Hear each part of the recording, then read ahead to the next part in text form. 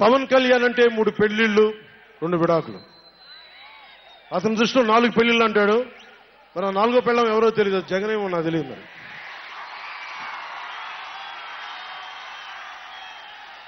నాకు ఇదే విసుగొస్తుంది. జగన్ లేని 4గో పెళ్ళం అంటే నువ్వేరా. 4గో పెళ్ళాం కింద జగన్ రావాలా?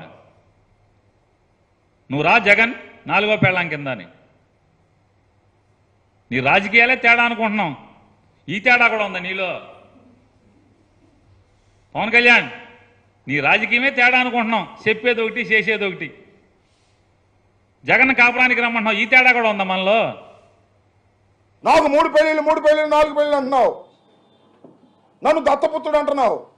చెప్పని అడుగుతున్నా. ఎస్, నీకు మొదటి పెళ్లి కాలేదా? 2 పెళ్లి కాలేదా? 3 పెళ్లి కాలేదా? 4గో పెళ్లి కాలేదు. 4గో పెళ్ళాన్ని నువ్వా అంటున్నావు.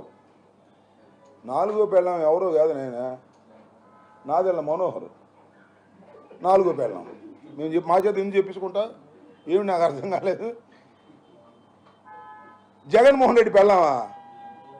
నీకు చంద్రబాబుకి మొగుడు జగన్మోహన్ రెడ్డి గారు గుర్తుపెట్టుకోమని మనం చేస్తున్నా. ఇది ప్రజావాక్కు, నేను చెప్పేది కాదని మనం రాజకీయంగా మీ ఇద్దరికి మొగుడు జగన్మోహన్ రెడ్డి గారు తప్ప మరొకరు కాదు. నీ 4గో పెళ్ళాం మనోహరు, అందరికీ తెలిసినటువంటి సత్యం. ఇది ఏం మాట్లాడుతున్నావు నువ్వు? నేను ఒక్కటి మనవి చేస్తున్నా, నేను అందరికీ మనవి చేస్తున్నా.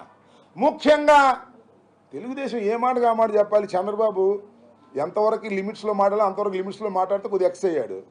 నీ దుంప దగ్గర నువ్వేందయ్యా పిచ్చి పిచ్చి అరుపులు, పిచ్చి పిచ్చి గందరగోళాలు. అయ్యా జన సైనికులారా, కాపు సోదరులారా, పునరాలోచించుకోండి.